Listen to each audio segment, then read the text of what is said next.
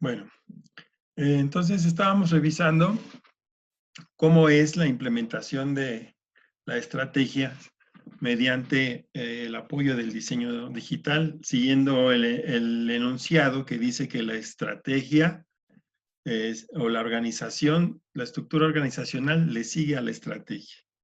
Entonces, analizábamos estos aspectos del diseño organizacional que implicaba el diseño de la estructura organizacional propiamente dicho, que vamos a ver más adelante algunos ejemplos, los sistemas de control estratégico, que cómo nosotros podemos dar la vigilancia o el monitoreo de que cada una de las áreas funcionales de la organización está cumpliendo con los objetivos o la parte que le toca de los objetivos estratégicos y obviamente dentro del diseño organizacional también está el desarrollo de la cultura organizacional. Todo esto nos debe permitir coordinar y motivar a los empleados para alcanzar los mejores niveles en las características deseables de la organización, como son eficiencia, calidad, innovación, capacidad de respuesta al cliente, entre muchas otras. ¿Ok? Ahora decíamos, los altos directivos, debido a que pueden ejercer su influencia en el tipo de creencias y valores que se desarrollan en una organización, son un determinante importante de cómo trabajarán sus miembros hacia la consecución de sus metas organizacionales, como podemos analizar después. La estructura organizacional, el control y la cultura dan forma a las conductas de las personas, sus valores y actitudes, y determinan cómo implementarán un modelo de negocio y estrategias organizacionales. Es sobre esa base en la que nosotros nos podemos apoyar para implementar correctamente la estrategia diseñada o determinada en la dirección. Después de formular el modelo de negocio y las estrategias de una empresa, los administradores deben hacer del diseño de una estructura organizacional su siguiente prioridad, es decir, el seguimiento que le hemos venido dando. Ya tenemos nuestro tipo de nuestro negocio, ya tenemos las estrategias de la empresa, ya vamos a identificar qué tipo de organización es la que requerimos para empezar a ejecutar planes, presupuestos y procedimientos. Los administradores deben hacer 3 elecciones básicas. Primera, ¿cómo es mejor agrupar las tareas en funciones y agrupar funciones en unidades de negocio o en divisiones para crear competencias distintivas y adoptar una estrategia determinada? ¿Cómo asignar autoridad y responsabilidad a estas funciones y divisiones? Y cómo incrementar el nivel de integración y coordinación entre funciones y divisiones a medida que la estructura evoluciona y se vuelve más compleja. Esta es una parte crucial. Es decir, primero determinar cuál es la mejor forma de organizar las funciones dentro de la organización. Después es cómo asignar autoridad y responsabilidades a estas funciones y posteriormente cómo coordinar todas estas funciones que le dé la pauta para continuar desarrollándose como empresa. De ahí surgen las diferentes formas de estructuras que conocemos. Vamos a ir rápido en estas porque seguramente ustedes ya han revisado estas variantes de estructura organizacional. Aquí tenemos la estructura funcional y este es el organigrama que la representa. Generalmente está el presidente, el gerente general, el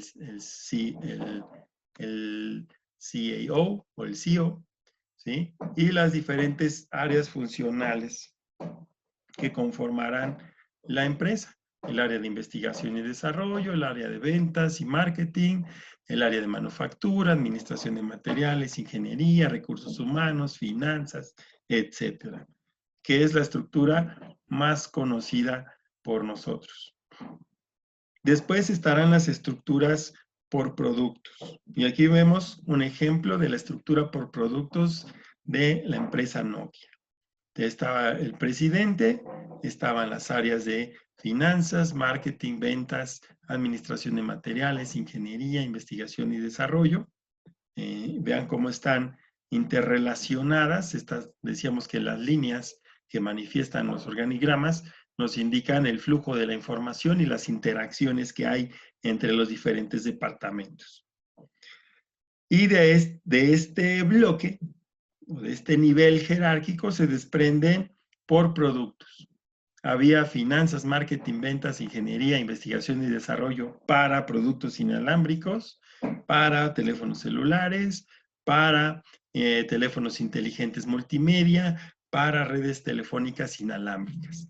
Esta es una estructura por productos. ¿Okay? Estructura por mercado. En este tipo de organizaciones está el presidente, las funciones centrales de soporte y está el área comercial, el área que abarca la parte de consumo, la parte de gobierno de la organización y la parte corporativa. ¿Quién es nuestro mercado? ¿Sí? La parte comercial, lo que vamos a comercializar, lo que vamos a ofrecer para el consumo, lo que vamos a ofrecer a entidades de gobierno, los que vamos a manejar como partes, elementos corporativos. Por estructura geográfica. Están las oficinas centrales, desde donde dirige el presidente de la organización, y geográficamente distribuidas a lo largo y ancho de una zona geográfica, que puede ser un país, un estado, una región, etcétera, una zona, que puede comprender diferentes estados o diferentes regiones.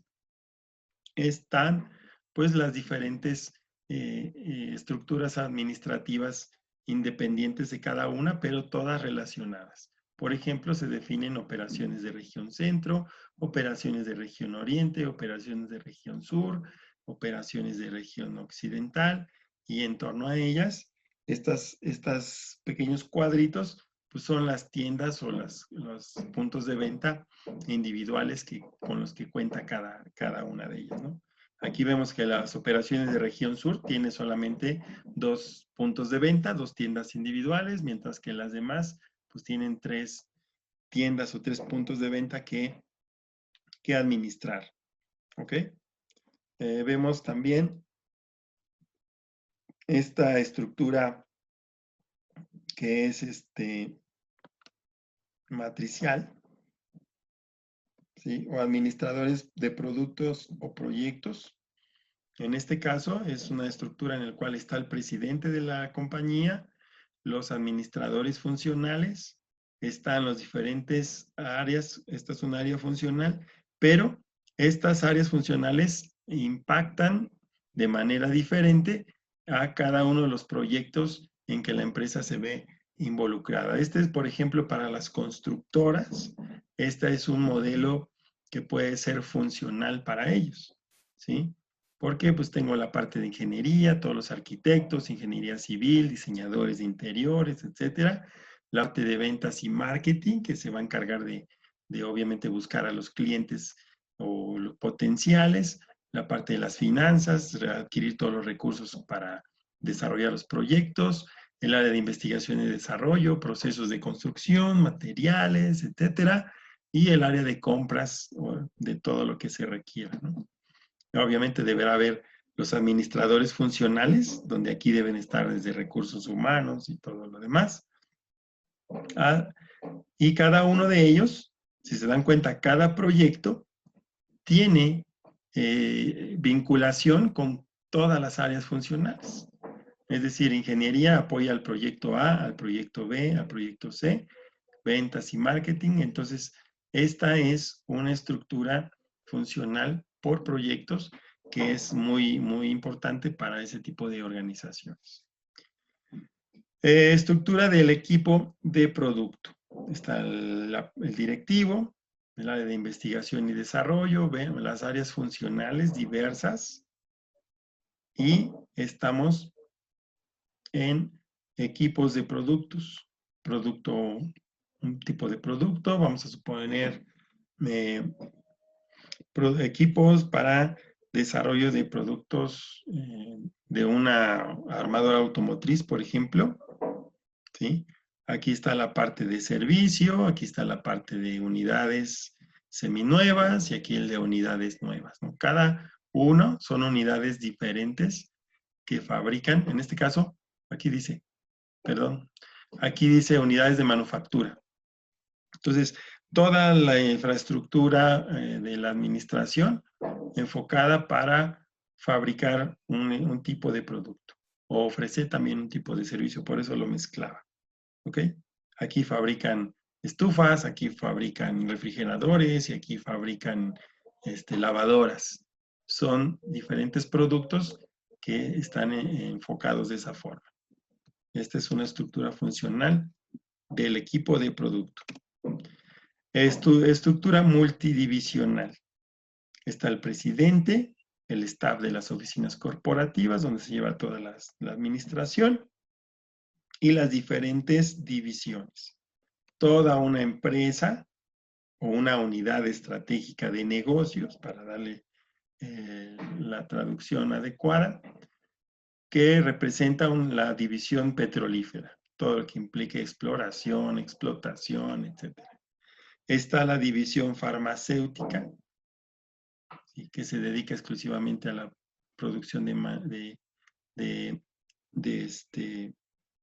medicamentos, y esta tiene una formación, esta división tiene una estructura de equipo por productos, ¿sale? Aquí vemos un tipo de medicamentos, otro tipo de medicamentos, otro tipo de medicamentos. Y la estructura de divisiones de plásticos, que es una estructura matricial. En este caso, pues se trabaja por proyectos. Proyecto 1, proyecto 2, como vimos en el ejemplo anterior. Entonces, en una compañía, una química típica, podría tener estas características. ¿Por qué? De acuerdo a las características de la actividad o las diversas frentes de negocios que esta compañía puede abarcar, pues obviamente para cada división se genera una división que a su vez cada una de estas divisiones puede ser administrada bajo una estructura que le sea funcional acorde a la operación que ellos van a realizar, al tipo de producto o empresa que están manejando. Estructuras de área global, oficinas corporativas para los grandes consorcios internacionales, y hablamos de área global, región Sudamérica, ¿no? Así se estructuran de manera principal las grandes multinacionales. Estructuras, también aquí hay otro ejemplo, para oficinas corporativas, división 1, división 2, división 3, división global, diferentes países. De esta forma también es otra manera de representar las estructuras organizacionales. En este otro caso, oficinas corporativas global de productos. Grupo de producto 1, producto 2, producto 3 y sus diferentes regiones o puntos de impacto, ¿no? Entonces, en este caso, se trabajan los 3 productos y se encaminan a los diferentes mercados internacionales. La estructura matricial global, igual, en vez de trabajar por proyectos, posiblemente pueden trabajar por productos y se van integrando hacia las diferentes unidades estratégicas de negocios ubicadas en el mundo, ¿no? Esta es para empresas operativas de carácter individual. Entonces, una empresa utiliza el diseño organizacional para combinar la estructura, los sistemas de control y la cultura de tal forma que le permitan implementar su modelo de negocio con éxito. Es decir, van a elegir la combinación de todas ellas o la elección de cuál es la que más conviene para lograr la implementación correcta. ¿Ok? Entonces, ¿dudas hasta aquí? ¿Alguien que quiera comentar algo acerca de lo que hemos visto, de cómo la implementación de la estrategia requiere forzosamente de un soporte en la estructura organizacional que le facilite la asignación de partir de las estrategias de la empresa, pasar a los estrategias funcionales y de ahí a los planes, programas y presupuestos que se requieren para ejecutar los procedimientos y con eso echar a andar toda la organización y sabiendo que todo lo que se haga y se desprenda de estos está en función del logro de los objetivos y la misión y la visión de la organización, ¿no? Que es lo que hemos estado revisando, ¿ok? ¿Vale? Entonces, podemos ir hacia lo que sigue, que es el segundo aspecto que marcábamos al inicio en el esquema, donde teníamos ahí establecido los factores que implican la implementación de la estrategia.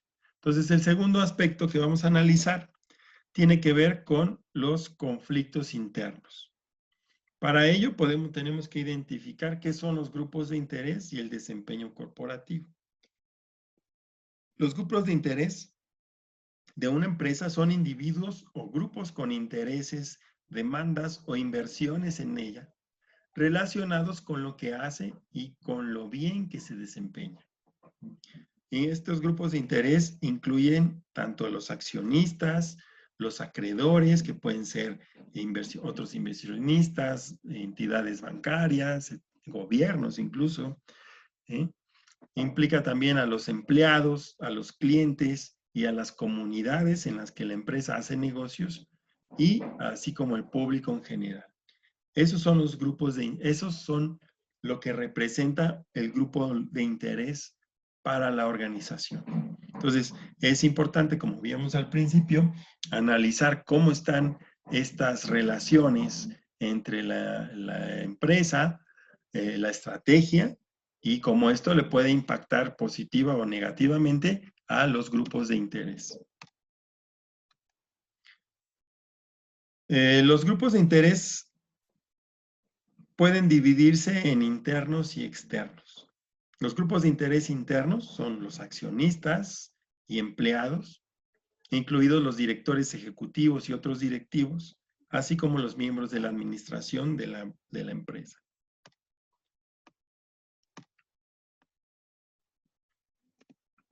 Los grupos de interés externos son todos los demás individuos y grupos que tienen algún interés en la empresa.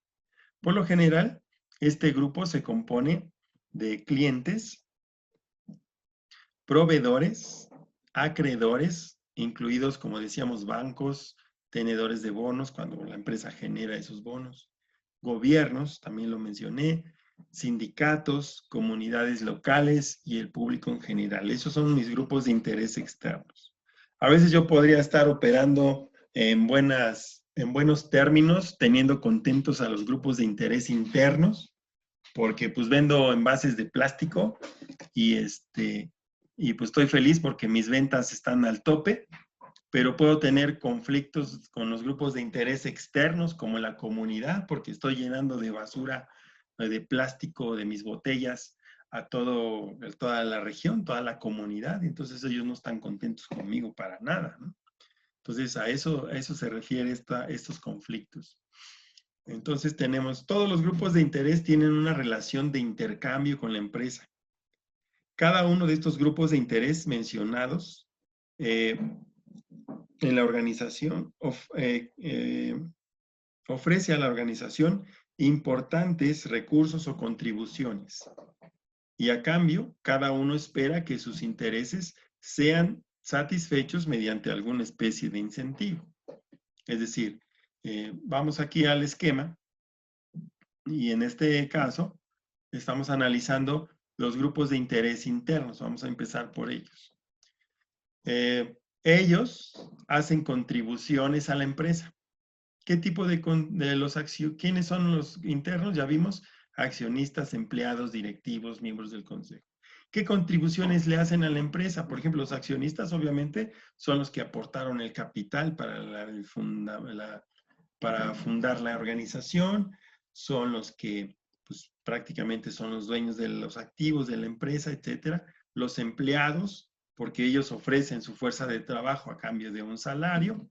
Los directivos de la misma forma, además contribuyen con el establecimiento de las estrategias, la dirección de la organización y también los miembros del consejo, que son los que toman decisiones en torno a la organización, obviamente buscando también tener sus propios beneficios.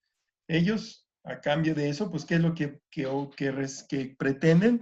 Pues lo que ya hemos dicho, ¿no? El objetivo de cualquier empresa, ganar dinero. Los empleados, tener un buen sueldo, buenas prestaciones, etcétera. Los accionistas, pues el retorno de su inversión, la recuperación de su inversión. Los directivos, de la misma forma, tener las utilidades, ¿sí? Los miembros del consejo, pues participar de las decisiones importantes de la organización, así como también de las utilidades y los beneficios de la empresa. Entonces, esas son a lo que se refiere, ¿no? Y por la otra parte, de los grupos de interés externos, de este lado, lo que manifiestan o quienes lo conforman, como vimos, clientes, proveedores, acreedores, gobiernos, sindicatos, comunidades locales y público en general. Ellos contribuyen con la empresa. Pues los clientes, pues, haciendo la transacción o comercializando sus productos, comprando sus productos. Los proveedores, pues ofreciéndoles sus recursos, materias primas, lo que sea. Los acreedores, como por ejemplo los bancos, mediante créditos para la operación de la empresa. Los gobiernos, mediante la aportación de pues, permisos, de cumplir con las reglamentaciones, los impuestos y tal. Los sindicatos, por conservar las relaciones laborales en beneficio de los trabajadores de la comunidad o de la región. En las comunidades locales, pues todos los beneficios económicos de su propia actividad, tanto los beneficios directos como pueden ser los empleados, como los indirectos, que pueden ser la generación de actividad económica indirecta que se puede generar en torno a la empresa y obviamente pues el público en general que se ve afectado por esta dinámica, ¿no? Ejemplo de esto, escuchábamos ese día, hace 8 días, a la candidata decir que la puesta en marcha del aeropuerto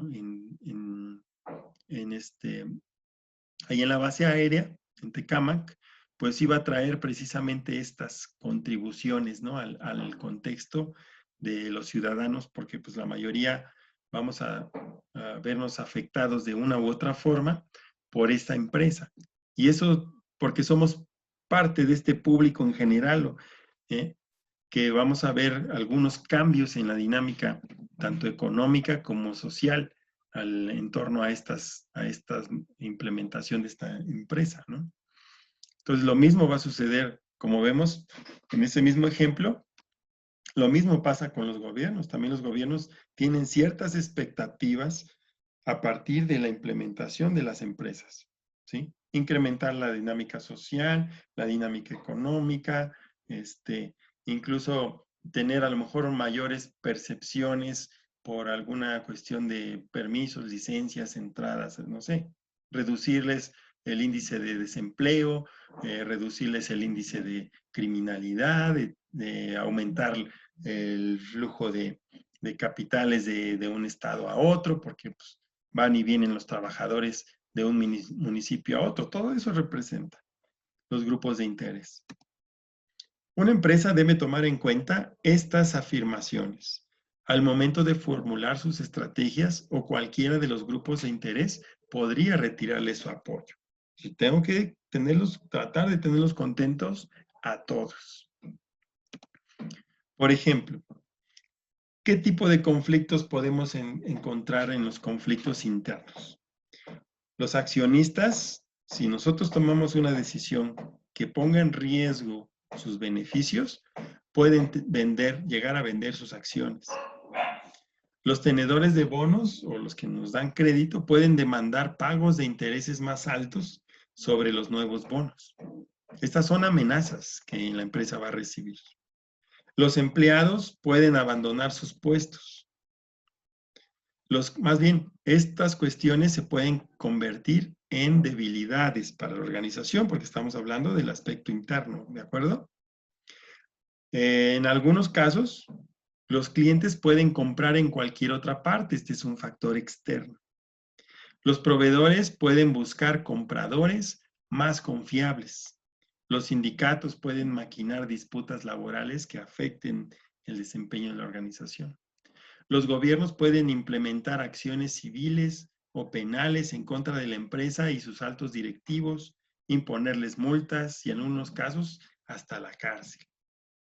Las comunidades pueden oponerse a los intentos de la empresa por ubicar sus instalaciones en su área, como ya sabemos que ha ocurrido en otros estados. El público en general puede formar grupos de presión que demanden acciones contra empresas que perturben la calidad de vida. Cualquiera de estas reacciones puede tener repercusiones desfavorables sobre una empresa. Por eso la importancia de analizar todos estos factores ambientales, tanto internos, externos, y los factores de vigilancia, tanto en lo social, en lo tecnológico, en lo cultural, que ya analizamos. Precisamente con objetivo de reducir al mínimo posible estos conflictos internos para la organización. Una empresa no siempre puede satisfacer las demandas de todos los grupos de interés. Las metas de los diferentes grupos pueden entrar en conflicto. La empresa debe identificar a los grupos de interés más importantes y darles la más alta prioridad cuando adopte estrategias que satisfagan sus necesidades. Debo de tener prioridades. ¿Quiénes podrían ser? Pues primero yo pondría mis accionistas y después iría yo viendo de acuerdo a lo que a mí me interesa como empresa, como administrador, para cubrir con sus requisitos, con sus necesidades, con sus exigencias. Los accionistas de una empresa son sus propietarios legales y los proveedores del capital de riesgo, una fuente importante de los recursos de capital que permiten a una empresa operar su negocio. Como tales, desempeñan un rol único entre los grupos de interés. Yo, como administrador, debo de tenerlos a ellos en el primer lugar en cuanto a cumplimiento de sus expectativas. ¿Ok? Los demás los tendré que ir ponderando en función de lo que va a generar para mí positivo o negativamente dentro de la empresa, pero repito, esto que estamos viendo es lo que tratamos de evitar desde el análisis tanto interno como externo de la organización, ya sea mediante el análisis de FODA o mediante los análisis PEST o PESTEL o cualquier otro que sugiera, que surja. ¿Ok? Ahora vamos al último aspecto, que es planeación ante contingencias. A medida que una empresa crece y se diversifica, adopta una estructura multidivisional. Es decir, puede crecer tanto que requiera yo pequeñas fábricas o pequeñas empresas divididas, ¿no? Como ya vimos los diferentes tipos. Aunque operar esta estructura cuesta más que una funcional o por producto, economiza en los gastos burocráticos asociados con operar por medio de una estructura funcional y permite a una empresa manejar de manera más eficaz sus actividades de creación de valor. A medida que las empresas cambian sus estrategias corporativas en el tiempo, deben transformar sus estructuras debido a que las diferentes estrategias se van a administrar de diferentes formas. En particular, el movimiento de la diversificación no relacionada con la integración vertical a la diversificación relacionada incrementa los costos burocráticos asociados con administrar un modelo multinegocios. ¿Sí? Si yo si yo tengo una estrategia de diversificación de productos o de mercados, ¿sí? Que ya no analizamos también qué va a pasar ante un nuevo producto y un nuevo mercado, o a un mismo producto y nuevos mercados, ya también tenemos ahí referencias. Pues nos dice aquí que esta integración vertical relacionada a la diversificación, es decir, si yo quiero tratar de abarcarlo todo de una misma forma, pues me puede meter en problemas y puede generar que yo pierda el control de la organización. De tal forma que cada uno requiere una combinación diferente de tanto de estructura, control y cultura para economizar estos costos. Es decir, me voy a apoyar en el desarrollo de la estructura organizacional que tenga las mejores cualidades, que me evite cometer tener toda esta problemática que me incremente los costos de operación o de administración. Conforme una empresa se mueve de una estrategia de localización a una internacional, de estandarización global y transnacional, también necesita adoptar una estructura más complicada que le permita coordinar mejor las transferencias de recursos complejos. De manera similar, debe adoptar una integración más compleja y un sistema de control que facilite prácticas como compartir recursos y aprovechar competencias por todo el mundo.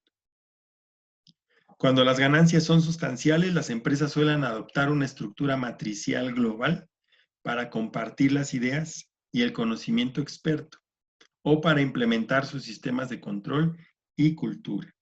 Obviamente, estamos hablando de estas estructuras que recién acabamos de analizar, las matrices globales, donde estábamos hablando de diferentes países o diferentes continentes.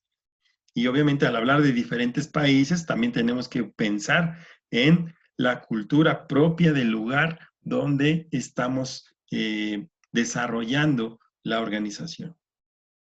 Por lo tanto, no va a ser la misma disciplina implementar un corporativo en Japón que implementar un corporativo en Guatemala o en México. ¿Por qué? Son cuestiones culturales distintas que nosotros también debemos de considerar. Entonces, esto es lo que abarca esta unidad. Hemos visto de manera importante, hemos estado revisando las características de lo que implica la implementación de la estrategia, desde la traducción de la planeación estratégica a planeación funcional, desde la importancia que tienen los programas, los planes de trabajo, de los cuales se van a desprender los programas para cada área funcional en todos los niveles. Y de ahí, pues obviamente los procedimientos, ¿no? Que son los que llegan al nivel operativo. Hemos visto cómo debe de fluir todo ese conocimiento, toda esa información. ¿Qué es lo trascendente de esto? Pues que nosotros tenemos que tener este conocimiento como una especie de esqueleto, de estructura simple, a la cual nosotros podamos adaptar las características de cualquier organización, independientemente del rubro que se trate, y tener nosotros la habilidad de adaptar lo que nosotros hemos conocido hasta este punto a la operación de una empresa en específico. No podríamos hablar de recetas como una receta de cocina en que sigues el paso 1, paso 2 y paso 3, porque cada empresa se administra y se dirige diferente y tiene enfoques diferentes, pero sí tenemos lo necesario hasta este punto para poder apoyar a la parte directiva o a la parte de los grupos de interés, los accionistas, los dueños, a diseñar una estrategia que nos permita, de acuerdo a las características de la organización, generar esos objetivos y esas metas que le den una mejora a la operación de una empresa. También no tenemos información suficiente que nos deba permitir adaptarnos con mayor facilidad a una empresa que ya cuente con estas estructuras. Entenderlas, comprenderlos por qué funcionan así. Y obviamente también tener elementos para en algún momento dado sugerir algunas mejoras o algunas implementaciones o algunas metodologías que posiblemente no se estén tomando en cuenta en las empresas actualmente.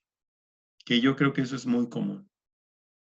Cuando nosotros nos contratan en una empresa, nos dan un puesto a desempeñar y simplemente nos dicen cuál es el alcance y qué es lo que nos corresponde, y regularmente nos vamos a limitar a ejercer lo que nos digan.